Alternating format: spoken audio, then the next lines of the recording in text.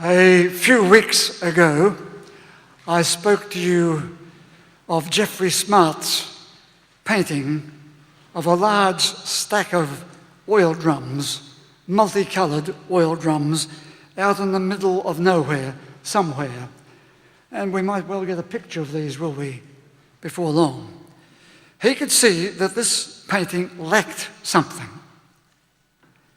So from the caverns of forgotten memories, he called forth an image of years before, of a young man standing on a balcony over Sydney Harbour, very early in the morning, before the dawn, and blowing his trumpet to welcome the dawn. So Geoffrey Smart took that image, that young man and his trumpet, and placed it in front of the oil drums, where he's playing his trumpet to welcome a new dawn. So here we are at the beginning of our year, facing an open space in time. What can we put into it to give it the colour and the inspiration and the sheer exuberance that Geoffrey Smart gave his painting? And for people who are unable to see that painting, you can see it if you have a computer on the website, Geoffrey Smart with a J under old drums, or is it oil drums? In the same series of addresses a few weeks ago, I spoke of Vermeer's painting of a girl reading a letter at an open window. And again, if you can't, people who can't see the painting, that can also be found on your website under Vermeer. Vermeer is spelt with a V. And you see, if you can see it here today, you can see a girl reading a love letter, wondering about herself, about her future, about the reliability of the writer, and the words that seem to carry her right through the open window towards the unknown, while the furnishings of the room and all their deep texture and colour gave her her known bearings and belonging. Here we are at the beginning of our year. The window is, as it were, is open, and you hold in your hands the possibility and promise of what is the unknown, while at the same time this building, in all its symbolism and beauty, enfolds you in its belonging, if you might so want it to do. Your Bible, the Epistle to the Romans said, let your mind and heart be open to God's transforming Spirit. And you know, sometimes we can easily transform that word God with life. Let your mind and heart be open to life's transforming Spirit. So often we walk past our oil drums of life and we don't see the young man. We don't put the young man there with his trumpet, reminding us that a new day is possible. So often we hold the letter of new possibilities in our hands, but we close the window. We become too frequently focused on our conflicts and our churning compulsions, or our bickerings and our bitchings, all sitting there in the background. Or we might become so satisfied with the heavy drapes of the furnishings of our life, that we don't see any need to open the window, to let in fresh air flowing from the future that needs us.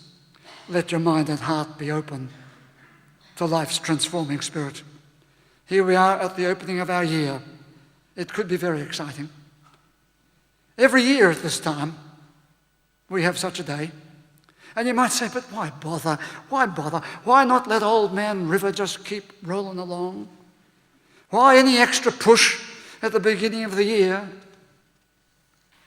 For two reasons. Because we so easily lose focus on what we are engaged in. and just keep on rolling along, sometimes becoming stale or maybe oversatisfied, and sometimes the river in its rolling along dries up. So we need new focus to bring new life and new goodwill back into the picture. That's the first reason. And the second reason why we do it every year is because the future matters. That is the headline on a page in the Futurist journal to which I subscribed, the last edition. It says, because the future matters. And it goes on to say, the more complex that the future becomes, the more minds we need at work envisaging inspiring possibilities, leading the teams that will build better futures, not just for ourselves, but also for the generations to come. We need more minds at work. Last Friday, this church held the memorial service for Gwen Williams, aged 94. Over 2 or 3 decades, she was one of those minds, one of the most vigorous leaders of our programs, and said the Reverend Ronald Rosinski here at the service. Those programs were not only giving shape to a new way of being people of a new faith, but those programs that she led were giving shape to the attitudes of Western civilization.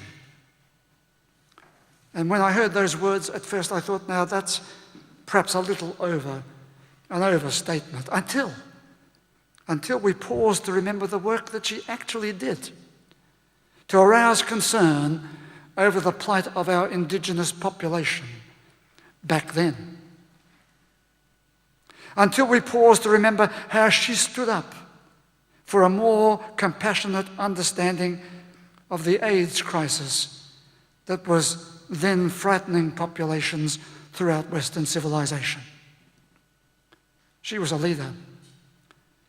We pause to remember that what one person could do and what one person did. How easy it is to lose that focus and become diffuse and disillusioned or even disinterested in helping shape the future, or even to keep alive our own vitality. Let your heart and mind be open. Sometimes when I come into this church and there's nobody here, I look around and I think, there's nothing here. And then I stop, I look, and I listen. And then I realize perhaps everything is here. Some of you know that I've made a few trips to the Outer Hebrides out west of Scotland. And you might wonder why. Because there's nothing there for miles on those islands. Nothing except those brindle moors with their square miles of peat bog and peat hag, heather, and a loch here and there in the small intestines of those mystic isles. So I was intrigued recently to read Robert Macfarlane's story about those isles. He was flying over them when he heard 2 women across the aisle from him in the plane speaking. They were Americans paying their first visit. And they'd been gazing out the window, and then one said, "We're flying over nothing." And the other said, "Just remind us why we've come here." And the first one said, "To see nothing." And then the second one said, "Then we've surely come to the right place." And the landing gear locked into place, and one of them said, "See, we've landed on nothing. Hold tight." Seen from above, those bleak moors resembled terra nullius, a nowhere place.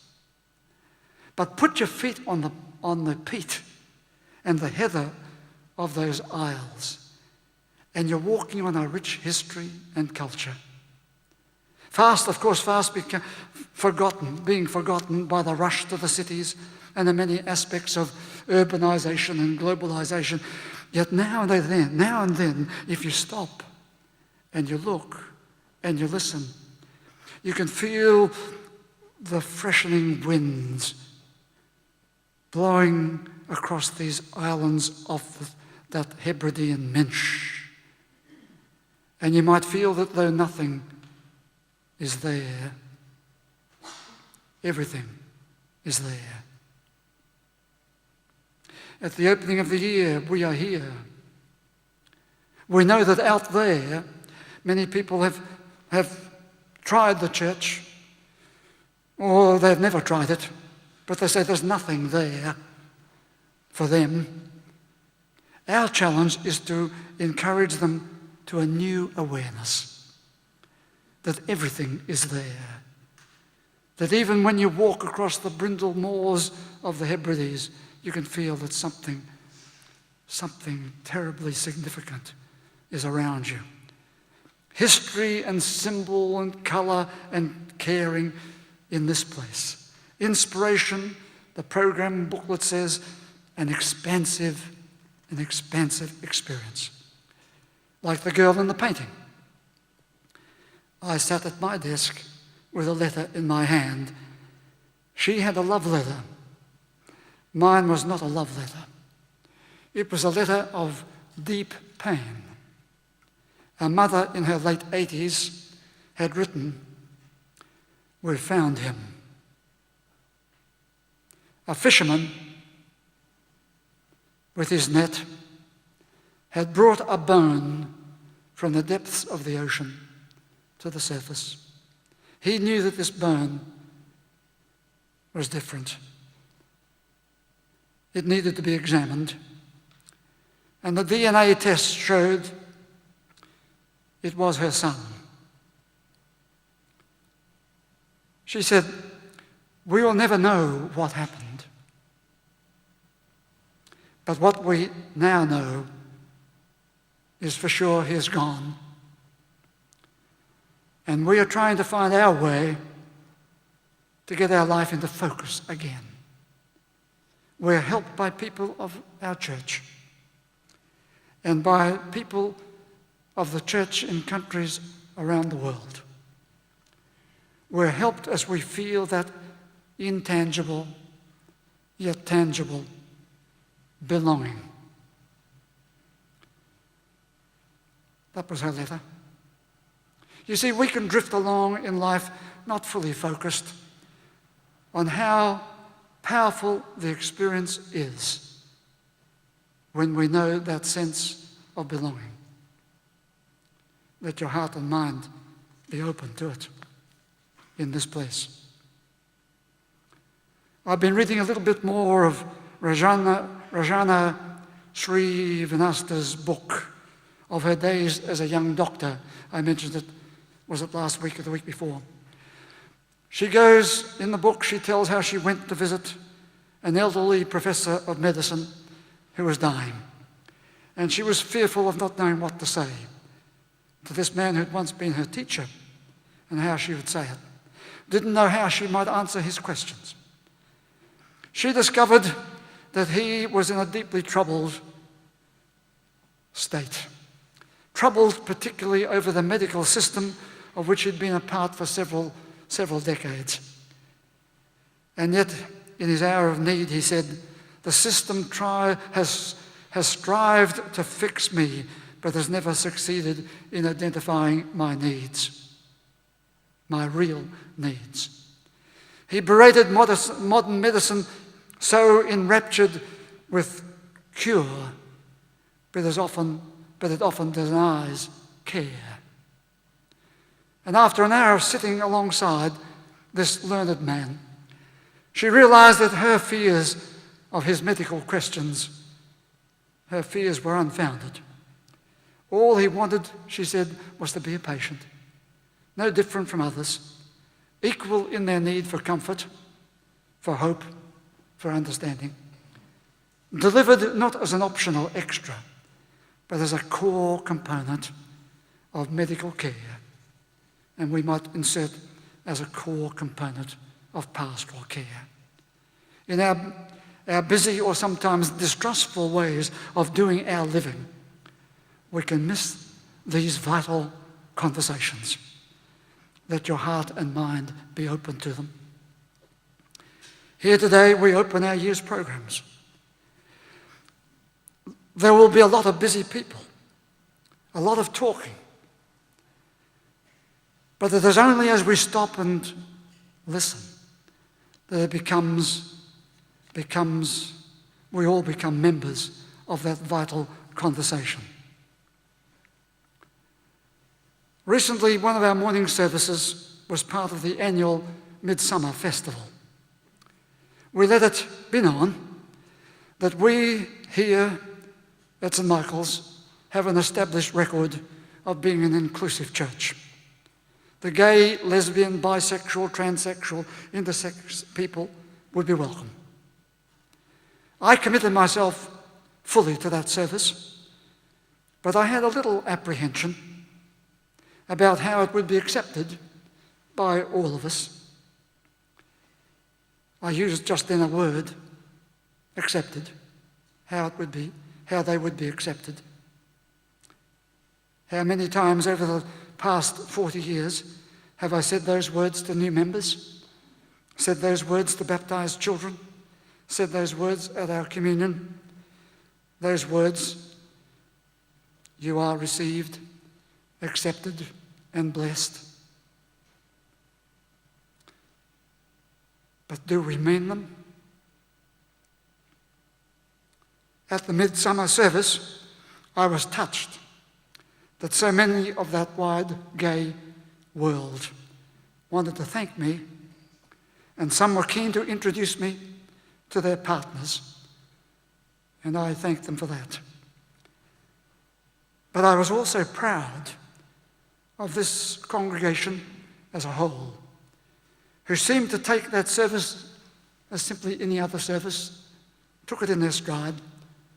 You took it in your stride, affirming that diversity ran hand in hand with inclusion. In one of the church journals right now, there is a debate going on as to whether people can be Christians and Buddhists at the same time, whether you can have Christians and Jews in the congregation. And there's often a conflict takes place as to whether Christians from different denominations can be here and be part of this church or a church, a Christian church. Can they take communion? Can they get married, even though they belong to different denominations or different parts of the religious world? As I stand here Sunday by Sunday, I see a diversity of religious traditions in front of me. Yes, the spread of Christians from different persuasions, different denominations, some Jews, some Hindus, several Buddhists, some people from Muslim countries, some people from the different religions of China. In whatever diversity, whatever their diversity, I want them all to know that this congregation accepts them. The program booklet for 2011 is called Explore. So I invite you and all to explore all that St Michael's on Collins has to offer you and to others. And as my good team of leaders embrace their tasks and they will become part, and everyone will become part of exciting possibilities, expansive experiences, and they will hear the voices of exuberance. Let your heart and mind be open. In this address so far, I have spoken of 4 features: awareness, belonging, vital conversations, diversity, and explorations as per the booklet. But the address would be incomplete without one more letter. Where is the F? It is what we need to emphasize. It is focus. Yesterday's paper had a large advertisement which says, "Is your career stuck in second gear?" And I thought it could have said, "Is your life stuck in second gear?" A new focus is our persisting need, because we can be in a deadening job or no job at all, or we can be doing the tasks every day that we do them because we need the money, but there's no real focus other than the size of the check at the end of the day. Or we can be coming out of a terrible experience and not knowing which way to turn, and we get stuck. And so we need to refocus. And perhaps, since this is about a new faith, we need to hear whether the new faith can bring its energy, not its plethora of beliefs, but its energy, the energy of a new faith. In every walk of life, we're all prone to get somehow swept out of the main current from time to time and swirl about in the shallows at the edge. We need a new focus, and sometimes we can't find it. Well, I'm finding James Wolfenson's book particularly fascinating. A Christmas gift from my daughter. Its 444 pages are an enticing read. He is a man of several careers, but best known for his time as the president of the World Bank, the only Australian to have climbed to such a lofty position. I'm not going to labour his story. I only want to pick out some lines from the story, his own words from his story, just a few of them. He wrote at the age of 61, when many Wall Street bankers think about scaling down their horizons, a whole new vista was about to open for me. A whole new vista. He said ever since Bob McNamara was in the job, there had been no burning dream in that institution of the World Bank, and not enough passion. He said it was obvious that taking the job would stand our lives on end. But several things at the core of the bank, like world poverty, took hold of me. It would be the biggest challenge I had ever faced, but it was something I cared about deeply. It was possible that I could bring about positive changes in the lives of people. And he went on to speak about the need for inspiration, far-sightedness, and passion. Of course, we cannot be candidates for the World Bank, but those words, those themes, are themes that we could embrace in our smaller zones. And he concluded, he said, I know now that at my age, I should take it easier and spend more time playing the cello, engaging in active exercise, improving my golf game, and going fishing. There are books I want to read, and I crave time for even more travel. But he said it is difficult to change the habits of a lifetime. He would no doubt be amused that he has become part of our opening of programs here in this place today.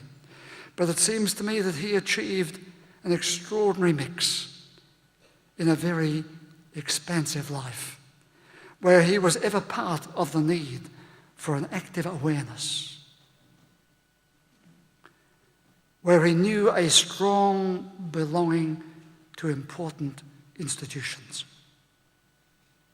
where he would be ever a part of vital conversations, where he could be pledged to work